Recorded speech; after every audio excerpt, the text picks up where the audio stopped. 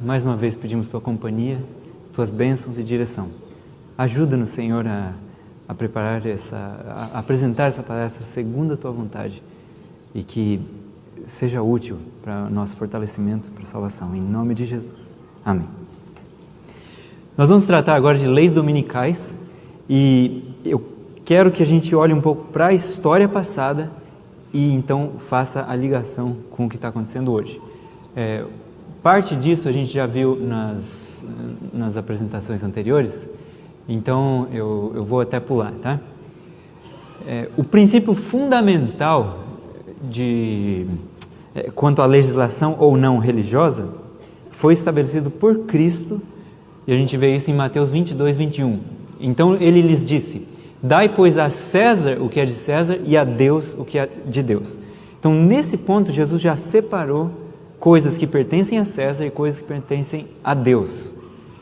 Existem coisas que não pertencem a Deus e coisas que não pertencem a César. Por exemplo, um tributo que o Estado está te cobrando não é de Deus, é devido ao Estado.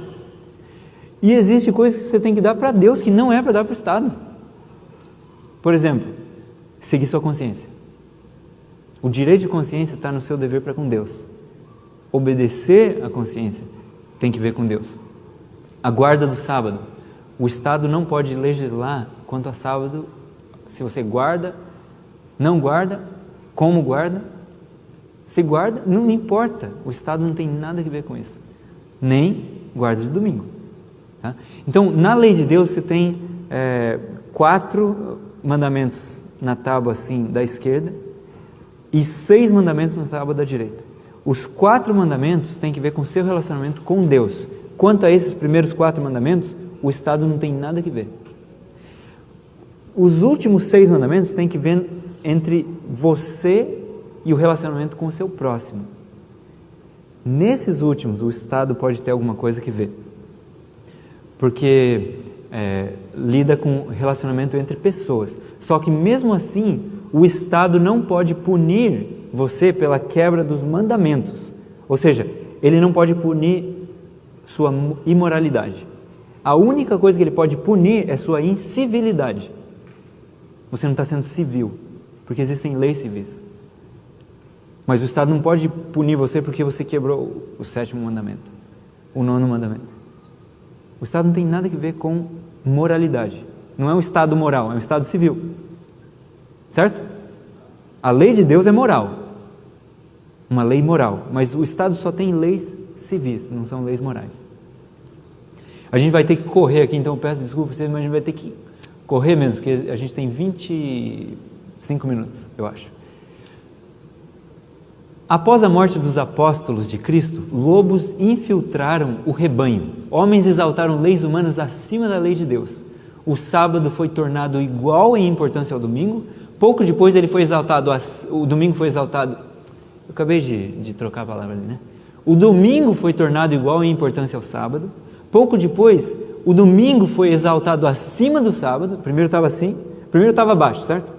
Aí ele foi posto em igualdade, eles começaram a guardar sábado e domingo, isso na história cristã. Depois o domingo foi posto acima do sábado, e aí o sábado começou a ser espezinhado e posto para baixo, a ponto de quem guardasse o sábado ser considerado fora, herege, e aí perseguido e morto. Logo depois o sábado foi atacado e começou-se a perseguir quem guardava. A união entre igreja e Estado ocorreu em decorrência das lisonjas mútuas trocadas entre Constantino e os bispos, do ano 311 e 314 d.C., na época em que Melquíades era o bispo de Roma. Os verdadeiros autores da mudança do sábado para o domingo foram os pais antinicenos, os quais viveram antes do concílio de Nicéia, que foi convocado por Constantino no ano 325. Então imagina o imperador, o civil, né, convocando um concílio da igreja. E ele presidiu o concílio. Faz sentido isso? Em 321, dia 7 de março de 321 depois de Cristo, ocorreu a lei dominical de Constantino. E perto do ano 325, o Papa Silvestre declarou oficialmente que o domingo era o dia do Senhor. Esse é o Edito de Constantino, se vocês quiserem, vocês podem ler depois. 7 de março de 321. Mas o sábado continuou a ser guardado por grupos espalhados, né? Então tem vários grupos que ainda mantiveram verdades da Bíblia. Não que todos eles guardassem o sábado, o 7º dia, mas eles foram perseguidos por verdades que eles guardavam e que a Igreja Papal havia abandonado. Então eu já mencionei para vocês antes os valdenses, albigenses, paulicianos, petrobrucianos, henricianos. Falei dos pré-reformadores também, né? Berengar de Tours, Pedro de Bruys, Henrique de Lausanne, Arnaldo de Brescia e Clemens Claudius. Cada um deles teve seu papel, e eles resistiram ao poder papal e anunciaram e atacaram erros que estavam sendo cometidos dentro da Igreja Papal de forma bem forte. A gente não vai ler isso aqui porque não vai dar tempo, mas se vocês quiserem depois vocês podem ter acesso a isso. Depois vieram os reformadores, Wycliffe, Hus, Lutero, Knox, Calvino, Wesley e Miller, entre eles. Tá? Agora, vamos pegar ali uma época bem importante quando a igreja estava saindo do poder de Roma. Ela não tinha escapado totalmente ainda, porque a perseguição, ou a supremacia papal, não perseguição, a supremacia, durou do ano inicial 538 até o ano 1798. São 1260 anos de supremacia papal. A perseguição não durou esses 1260 anos. Jesus disse, se não tivessem aqueles dias sido abreviados, ninguém se salvaria. Então, pelos decretos de Maria Teresa e algumas outras coisas, a perseguição foi interrompida um pouco antes. A reforma protestante foi tremenda em quebrar o poder da perseguição. Só que eles não aprenderam a lição que o papado já estava ensinando para eles, de que a pessoa ela deve seguir sua consciência. Então eles começaram a perseguir também, infelizmente. Olhando aqui na época de 1600 e pouquinho, 1620, a gente vê a viagem feita pelos pais peregrinos, né? Eles vieram no navio Mayflower, vieram da Inglaterra, foram para a Holanda, pegaram alguns e vieram para os Estados Unidos e pararam ali em Massachusetts, né? Plymouth Rock é onde eles desembarcaram. Esses pais peregrinos estavam fugindo de perseguição religiosa na Europa, no Velho Mundo, né? Europa para cá, Estados Unidos para cá. No Velho Mundo. Eles queriam escapar da perseguição religiosa. Então eles se direcionaram para o Novo Mundo, as Américas, aonde não tinha perseguição ainda. E eles trouxeram ideias e se formalizaram ali em um corpo político. No Mayflower eles escreveram isso. Eles se uniram em um corpo político. E eles estabeleceram princípios de um governo, que a melhor definição de república que eu saiba, é um governo do povo, pelo povo e para o povo. Não é um soberano ali, dominando o resto, fazendo todo mundo trabalhar para ele, sem leis que possam regir a ele, mas com leis que regam todo mundo. Não é isso. Uma república é um governo do povo, pelo povo e para o povo. Dentro desse navio Mayflower nasceram 2 bebês, um no caminho e um quando eles já estavam no porto ali, na Baía de Massachusetts. E o nome do bebezinho foi dado Peregrine White. Ele se tornou um símbolo da liberdade americana para os Estados Unidos. E Tiago White foi descendente desse Peregrine White, descendente direto do Peregrine White. E isso está escrito no livro de Tiago White chamado Minha História. Ele conta ali a biografia dele. Os fundadores dos Estados Unidos conheciam a história do papado e separaram igreja e Estado. Eles tinham 2 princípios fundamentais: republicanismo e protestantismo. O que é republicanismo? Uma nação sem rei, né? Ou seja, eles sabiam o que rei causava. Poder absoluto. Então, republicanismo. Agora, protestantismo. Uma igreja sem um papa. Eles conheciam muito bem o que era ter um Papa. A gente não conhece. Sabe por que a gente não conhece? Porque a gente não viveu aqueles anos. Lê o Império Eclesiástico, você vai saber o que é ter um Papa. E eles falam, a gente não quer nada disso. Não quer rei, não quer Papa, a gente quer liberdade. Em suma, a gente quer liberdade. E eles fundaram a nação com base nisso. Tem um texto do Grande Conflito, a gente vai só ler a parte amarela. A irmã diz assim: e a Constituição garante nos termos mais explícitos a inviolabilidade da consciência. O Congresso não fará nenhuma lei que estabeleça a religião ou proíba seu livre exercício. Aqui está a Declaração de Independência, 1776, 4 de julho de 1776. E ali eles novamente falam que sobre a liberdade, né? Eles falam assim, consideramos estas verdades por si mesmo evidentes, que todos os homens são criados iguais, então não tem um que é acima do outro, não tem um que tem sangue azul da realeza e o resto tem sangue vermelho, é plebeu, não tem isso, todos são iguais, criados iguais, sendo-lhes conferidos pelo seu Criador certos direitos inalienáveis, entre os quais se encontram a vida, a liberdade e a busca da felicidade, que para garantir esses direitos são instituídos governos entre os homens, derivando os seus justos poderes do consentimento dos governados, ou seja, o único poder que o governo devia ter sobre os que estão sendo governados é se os governados consentiram com isso. Não tem aquele chamado divino direito dos reis. Não é por concessão, a gente consentiu.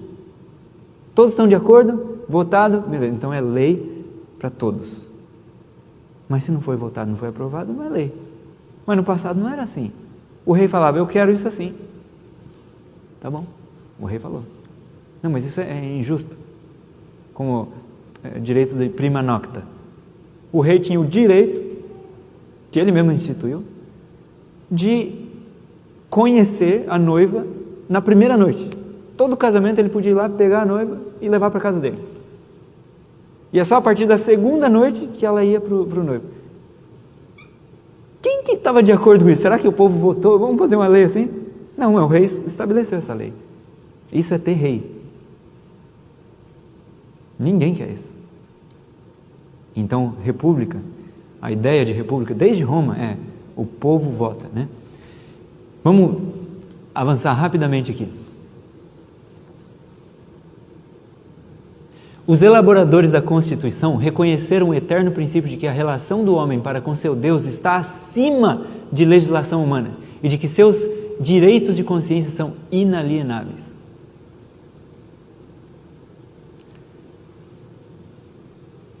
Lembra que Apocalipse 13 descreve os Estados Unidos como tendo chifres de cordeiro, ou seja, inocente, esses dois poderes, né?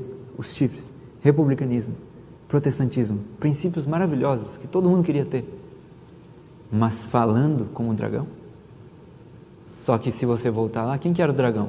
Primeiro era Roma pagã, depois virou Roma papal, e falar como Roma pagã e papal, nesse sentido, é fazer leis de caráter religioso que violem a consciência, mas a pessoa tem que seguir ela. Porque o papado não é nada mais do que isso. O papado não crê em individualidade e consciência. Na verdade, ele diz que o direito de consciência é um mal, uma peste. Você não tem que seguir o que você acha que deve seguir, você tem que seguir o que a gente falar.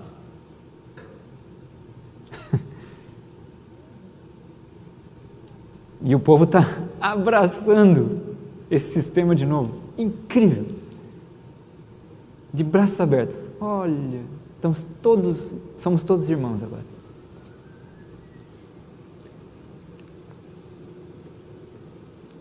A gente já falou sobre isso.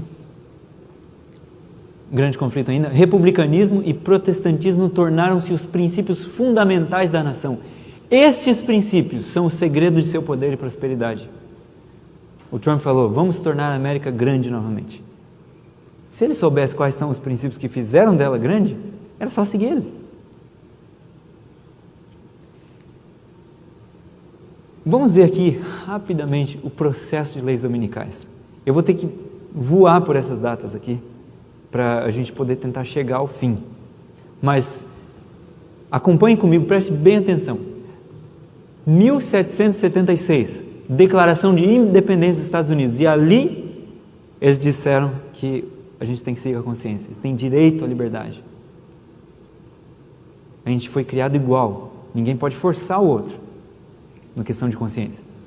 1787, os delegados assinam a Constituição dos Estados Unidos. Em 1789, a Carta de Direitos, Bill of Rights, e o primeiro ponto dessa carta é que o Congresso não fará nenhuma lei estabelecendo uma religião, ou seja, religião estatal, nem proibindo o livre exercício de religião. Eles separaram a igreja do Estado. Não toca na religião, eles disseram para o Estado, porque a religião é sagrada demais. As mãos sujas, políticas, não devem mexer na coisa tão sagrada que é a religião. Cada um tem seu direito de consciência de seguir a vontade de Deus. Eles já conheciam a história do puritanismo nos Estados Unidos. O puritanismo veio com uma ideia muito bonita, mas depois acabou perseguindo um monte de gente. Nos Estados Unidos houve martírio. Então eles falaram, espera aqui, vamos separar de uma vez isso, para que a igreja não domine o Estado e use a força do Estado para perseguir os dissidentes. Já pensou se nossa igreja tivesse um exército? O pastor falou que aquele ali é um herege. Cadê os soldados aqui? Pode matar. Já pensou? Que loucura que não seria? Ai não, ele não era herege, mas já foi. Na verdade, o outro pastor falou que era muito bom. Ia ser um caos, mas era assim que acontecia.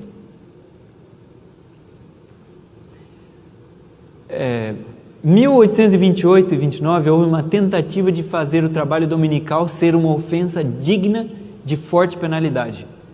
Mas em 1829 o Senado decidiu contra essa lei, cancelou esse projeto de lei, rejeitou, e disse, os fundadores da nação sabiam muito bem o que eles estavam fazendo quando eles separaram a igreja do Estado, vamos deixar assim. 1863, a Igreja Adventista foi fundada oficialmente em que ano? 63. No mesmo ano, houve uma reunião em Cheyenne, em Ohio, da qual se formou posteriormente a Associação da Reforma Nacional. Aqui começa um problema sério. Isso foi um problema, você pode ver nos escritos de Ellen White, a Associação da Reforma Nacional. O objetivo desse negócio era estabelecer o domingo como dia de guarda. Era pôr Deus de volta na Constituição, mas não dizer que nós cremos em Deus, mas que Deus tem que estar legislando por meio da Constituição, e eles, como representantes de Deus, vão definir quais são os pontos que Deus está legislando. Aí a coisa começou a ficar séria. 1864, é oficialmente organizada a Associação da Reforma Nacional. 1874, o Congresso americano rejeita a petição da ARN, Associação da Reforma Nacional, de fazer leis nacionais quanto à legislação religiosa, guarda domingo. Então, a ARN, tendo sofrido derrota no nível nacional, ou seja, federal, da União, eles falaram assim, vamos tentar com os estados? Se a nação inteira não quis, vamos ver se a gente consegue com os estados. E aí eles começaram a trabalhar com os estados. E sabe o que? Eles tiveram muito mais sucesso a nível estadual do que a nível nacional.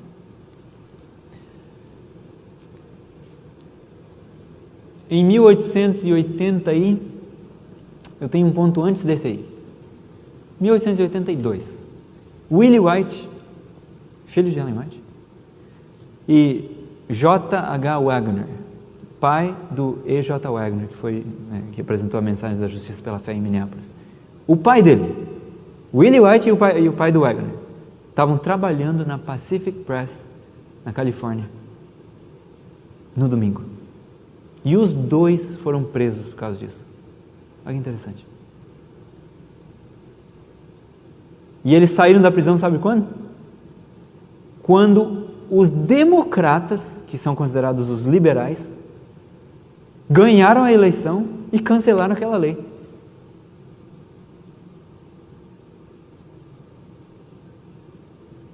A gente pensava que os democratas são os mais liberais, que estão trazendo tudo que é ruim, e realmente tem coisas ruins que eles estão trazendo, mas precisou deles para uma lei assim ser cancelada. Na Califórnia, lei dominical mesmo, estadual, não era nacional, era estadual. Muitos adventistas foram presos. Em 1883, a Associação Geral, por causa dessa prisão, desse aprisionamento dos dois, a Associação Geral recomenda iniciar um periódico para a defesa da liberdade religiosa.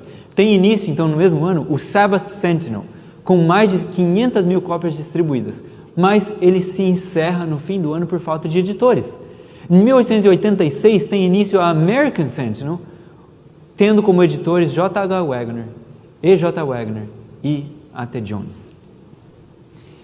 E aqui está uma foto ali da American Sentinel, primeiro número do primeiro volume, perdão, do volume 3.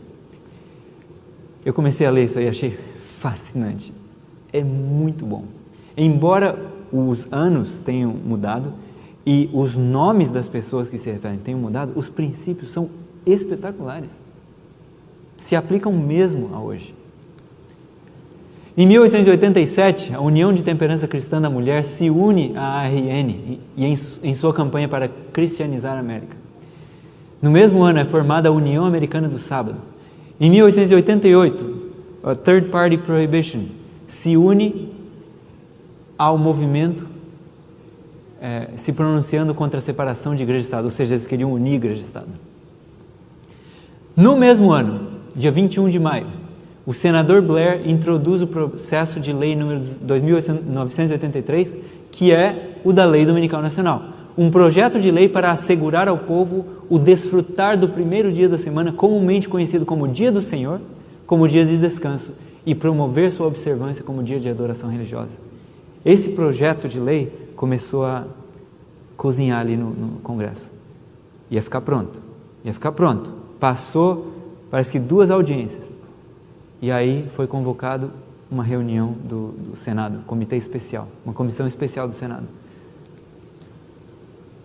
Nosso pioneiro, A.T. Jones, foi no Congresso americano e ele fez uma apresentação espetacular, incrível, contra a lei dominical. Quem já leu isso aí? Não foi além do que a gente conseguia esperar? Eu aprendi 2 coisas lendo esse livro, o livro, né? Porque tem o livro A Lei Dominical Nacional, que é o argumento que ele fez no Congresso, palavra por palavra, com algumas notas adicionais ainda dele. Quando eu li esse livro, eu descobri 2 coisas. Primeiro, a gente não sabe o que está vindo. A gente acha que sabe. Mas pelas perguntas que o senador fez, a gente não sabe. Segundo, a gente não sabe o que dizer quando a coisa vier.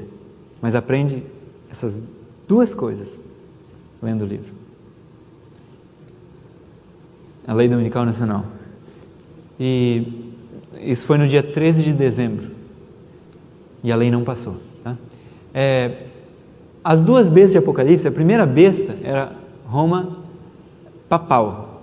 A segunda besta representa os Estados Unidos da América. Roma papal resultou da união de igreja e Estado. Os Estados Unidos causaram a separação de igreja e Estado. Mas aí, passo a passo, os Estados Unidos começaram a trabalhar em unir igreja e Estado de novo. Não vai dar tempo de falar da visão de Salamanca, nem praticamente não vai dar da Conferência Geral de 1893, mas vocês podem ouvir esses sermões da Conferência Geral de 93, alguém gravou mais recentemente, no site ellenwhiteaudio.org.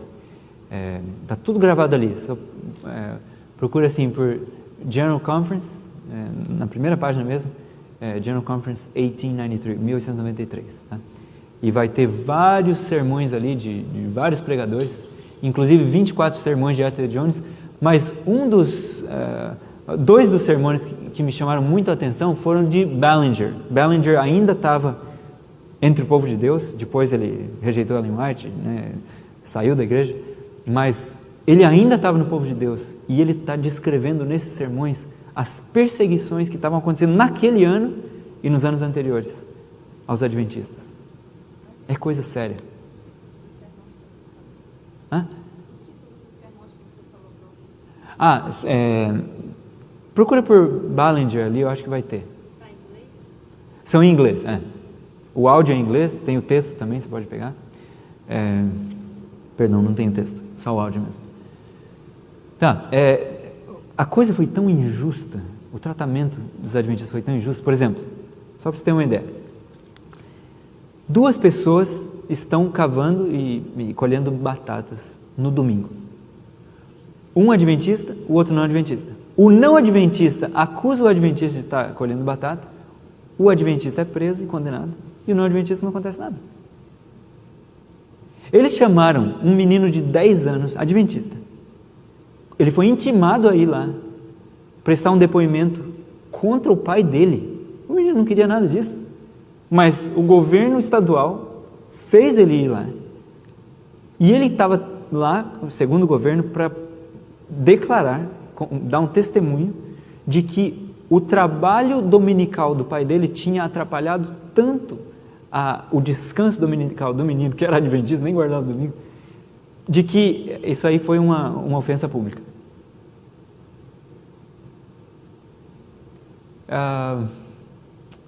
Tem uma série de perguntas que aconteceram num dos julgamentos, que para mim é incrível.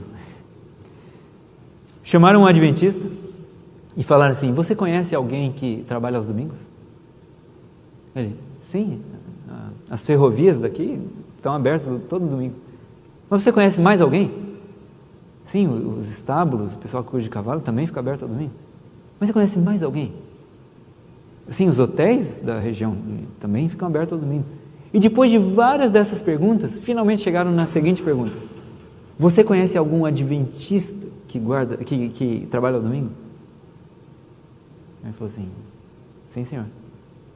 Quais são os nomes? E ele teve que dar os nomes. Ele não ia mentir. E prenderam essas pessoas. O povo estava preocupado com a quebra do domingo ou com os adventistas quebrando o domingo? Percebem qual que é a natureza de leis dominicais? Essas perseguições que aconteceram nos Estados Unidos são muito sérias. Teve adventistas morrendo. E a gente tem que estudar essa história. O livro As Duas Repúblicas, no apêndice desse livro, The Two Republics, As Duas Repúblicas, tem 21 casos de adventistas sendo presos só no estado do Arkansas. Eu vou ler alguns textos de Ellen White e a gente termina aqui. Vou tentar fazer o mais rápido possível aqui, em 2 minutos. Quando nossa nação, os Estados Unidos, em suas assembleias legislativas, promulgar leis que restringam a consciência das pessoas quanto aos seus privilégios religiosos, impondo a observância do domingo e exercendo poder opressor contra os que guardam o sábado do 7º dia, a lei de Deus será para todos os efeitos invalidada em nosso país, e a apostasia nacional será seguida de ruína nacional. Ela diz também que os povos de todos os demais países do mundo hão de ser induzidos a imitar-lhe o exemplo. Ela está falando da América. Os Estados Unidos faz, o resto vai fazer. Então não pense que a gente vai estar seguro em algum lugar. Nossa única segurança vai ser o Deus do céu, o Senhor dos exércitos. As nações estrangeiras seguirão o exemplo dos Estados Unidos. E hoje, vocês lembram dessa carta aqui? Dies Domini, certo? O Papa João Paulo II. Ele pede ali que os governos façam legislação religiosa, defendam o domingo, promovam o domingo. 2015, isso aí para mim foi assustador. Você sabe o que significa o Congresso? Sabe que parte do sistema de governo é o Congresso? Ali se fazem o quê? Legislação, leis. Imagina o representante desse sistema, que na Idade Média torturou e matou tanta gente contra a consciência das pessoas, indo para o lugar dos Estados Unidos, que a gente já sabe que a profecia fala sobre isso, onde se fazem leis e o povo aplaude ele em pé. Você acha que os reformadores, se tivessem vivos, estariam tranquilos quanto a isso? Aplaudindo de pé. Isso para mim foi um dos dias mais tristes na história dos Estados Unidos. porque envergonhou os princípios da nação, separação de igreja e Estado. O que o representante desse sistema foi fazer na parte civil? E os pedidos que ele fez ali. 11 de setembro, durante o período de George Bush, esse 11 de setembro mudou o modo como os americanos veem a Constituição. Antes eles lutavam por liberdade, eles estavam dispostos a perder a vida, eles estavam assim, mata a gente, mas não tira a nossa liberdade. Agora mudou. Tire nossa liberdade, mas mantenha a gente vivo, protege a gente. Então mudou o modo de entender liberdade e o valor dela. Durante o governo de Obama, a agenda LGBT, socialismo, pró-aborto, da esquerda, exasperou a direita. Médicos eram forçados a fazer mudança de sexo em pessoas que queriam. Médicos protestantes, evangélicos, que não queriam fazer esse tipo de coisa, cirurgia. Forçados a fazer aborto pelo governo de Obama. Senão eles perdiam a licença. Então isso exasperou, deixou muito brava a direita evangélica americana. Tudo isso inevitavelmente causou um contra-ataque de parte da direita evangélica. Eles não podiam tolerar a situação como estava. Mas eles ficaram muito desesperados de saber que Donald Trump não era tão conservador assim quanto eles precisavam. Eles precisavam de alguém conservador no governo. Eles queriam até o Ben Carson, se fosse o caso, mas alguém que fosse conservador. E o Trump não era o maior conservador do mundo. Pelo menos não para eles. Então, eles precisavam ser reconciliados com o Trump. Tá? O que aconteceu então? Ben Carson e Bill Dallas convocaram uma reunião com acho que eram os 400 mais influentes evangélicos americanos, com Trump, em Nova York, a portas fechadas, a imprensa não podia participar, e a ideia foi alinhavar as ideias, né, dos dois grupos, do Trump e dos evangélicos. Então, você pode ver aqui, esses links levam para quando houve essa reunião entre ele e os evangélicos. Trump precisava do apoio dos evangélicos, eles não confiavam nele. Então, foi no Marriott Marquis, em Nova York, que aconteceu essa reunião. Tá? E nessa reunião, embora 400 pessoas tinham sido convidadas, 1000 apareceram, nessa reunião, Trump prometeu 3 coisas para eles. Primeira coisa, nomear juízes conservadores. Segunda, destruir a emenda Johnson. Depois eu explico o que é isso. E terceira coisa, dar aos evangélicos poder político. E com essas condições, os evangélicos concordaram em apoiar o Trump. Emenda Johnson, rapidamente, é a emenda que diz assim, se você é uma organização sem fins lucrativos, você não pode girar a roda política com o dinheiro que você recebe. Então, se uma igreja começa a fazer defesa de políticos ou promover alguém, ativismo político, ela perde o status, em inglês é 501c3, é um status sem fins lucrativos. E aí ele tem que pagar imposto. E aí o imposto é altíssimo. Então essa emenda Johnson, que o antigo senador Johnson fez, que ele virou presidente depois, essa emenda Johnson limita muito, embora não totalmente, os poderes religiosos de assumir e vestir a camisa política.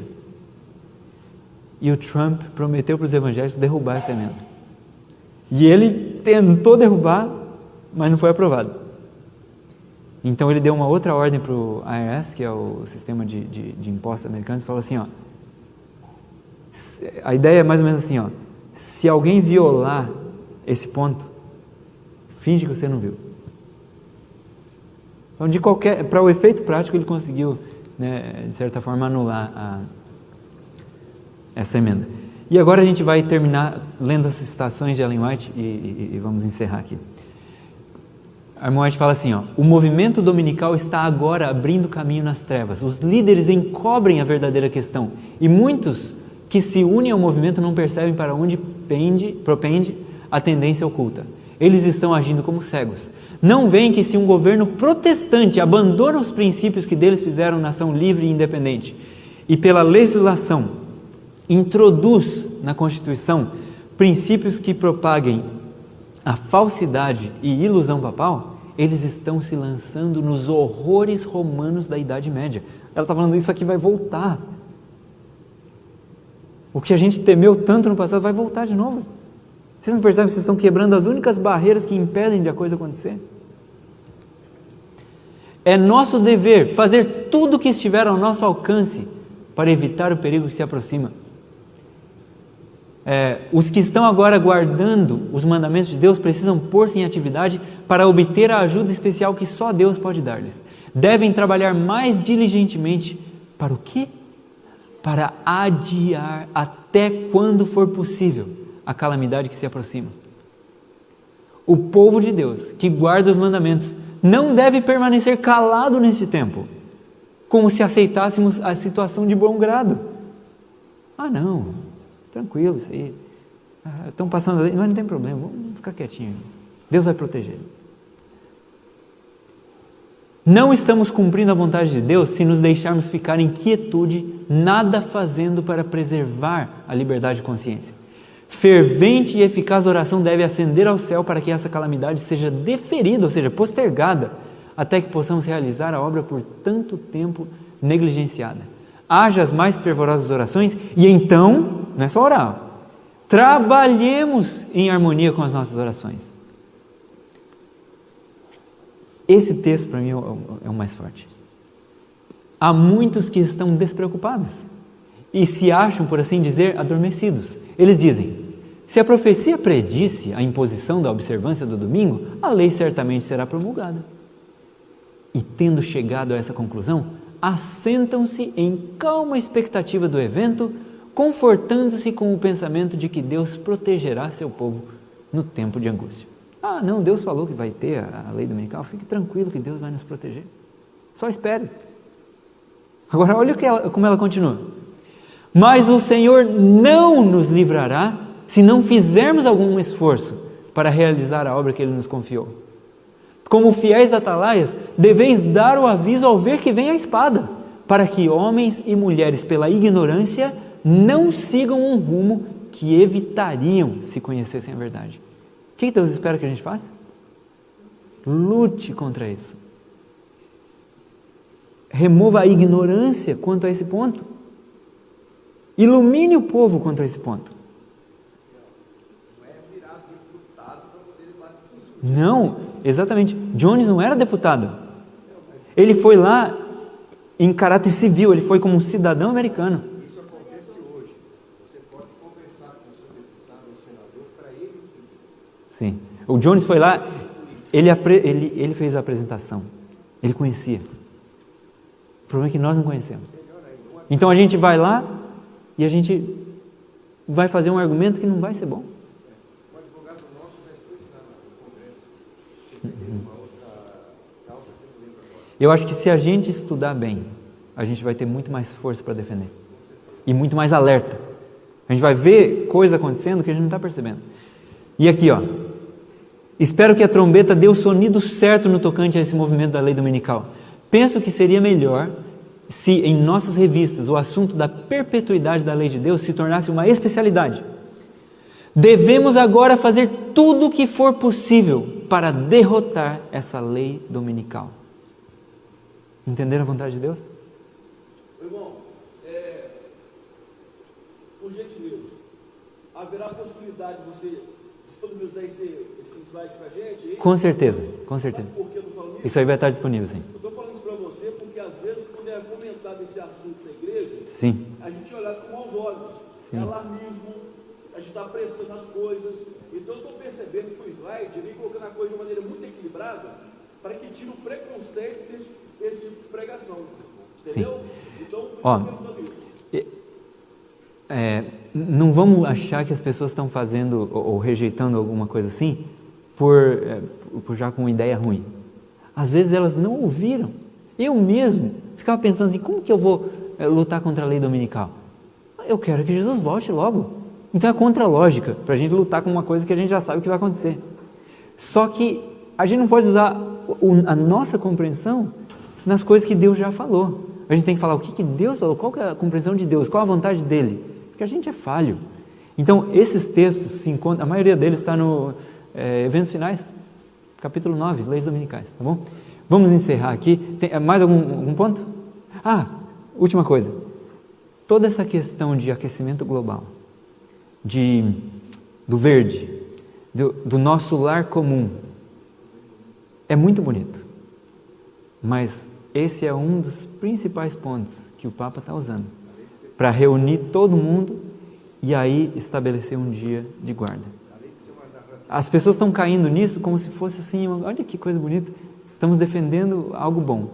Mas pesquise um pouco mais sobre isso e fiquem alerta, porque em breve as coisas vão acontecer de uma velocidade tão grande que a gente vai ser pego de surpresa. Ninguém quer isso. É melhor a gente se preparar, a gente estudar e saber os princípios para defender o assunto que a gente está apresentando, tá bom? Vamos orar. Já me deram aqui o limite da... Sim, exatamente. Esse encontro é justamente para isso, esse encontro que o Papa convocou em Roma. É justamente para falar sobre esse tema, para ele ser aquele principal defensor da questão do clima e proteção e contra o aquecimento global. Mas se parasse só aí, não ia ter problema. O problema é que a gente já sabe que aonde a coisa vai terminar. A Bíblia já deu o caminho. E esse é um dos pontos no quebra-cabeça que vai levar aquilo lá. E eu acho que é um ponto grande. Tá? Vamos nos levantar, orar e terminar. Pai Celestial, louvamos o Teu nome mais uma vez pelas mensagens que o Senhor preservou para nós. Isso aqui tem nos ajudado, Senhor, a saber o que vai vir no futuro. Graças pelo dom de profecia, graças pela revelação e graças porque o Senhor está no controle das situações do mundo. E porque o Senhor vai nos levar até o fim. O Senhor vai guardar a Tua igreja e nós podemos confiar que o Senhor está no controle. Louvado seja o Teu nome. Dá-nos Tua proteção, ajuda-nos a nos aprofundarmos no estudo daquilo que o Senhor deseja e guarda-nos de confiarmos no poder humano, ajuda-nos a confiarmos no poder divino. Nós nos consagramos a Ti, em nome de Jesus. Amém.